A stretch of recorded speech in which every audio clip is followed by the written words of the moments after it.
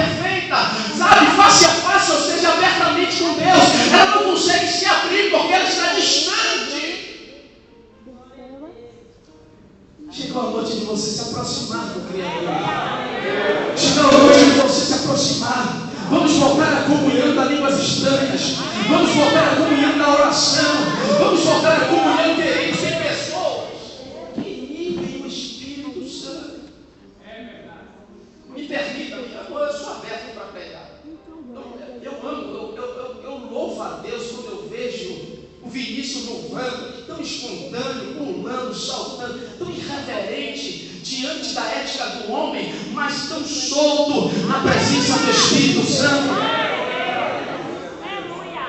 Eu vi um pregador falando acerca do costume judaico, e ele contou uma experiência que ele passou. Ele falou assim: olha, eu estava diante do muro das lamentações, e eu estava religiosamente orando.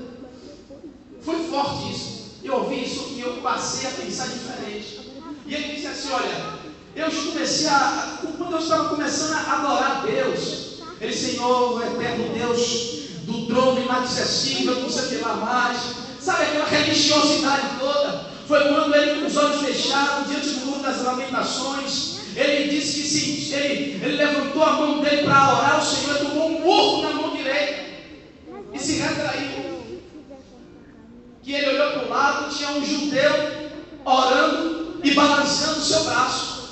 Que ele se afastou do outro lado. Depois que ele se recompôs, que ele ficou calmo, tranquilo, ele levantou a outra mão, que foi quando ele quase tomou um murro na cabeça, porque havia outro judeu se balançando para um lado e para o outro.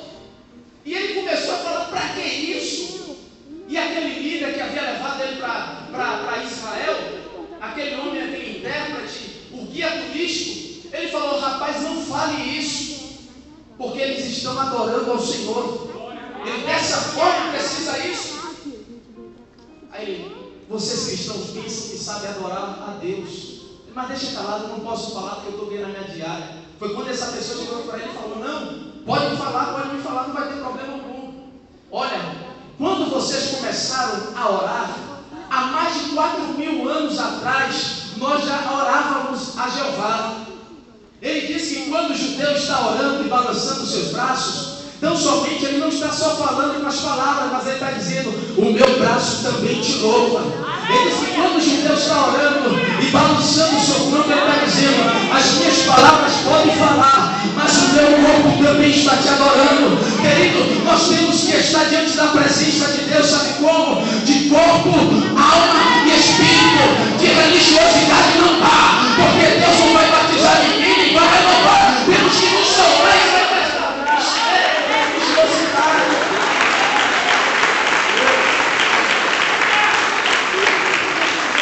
Você percebeu que nós estamos muito aquém do que Deus quer? Pensamos que adoramos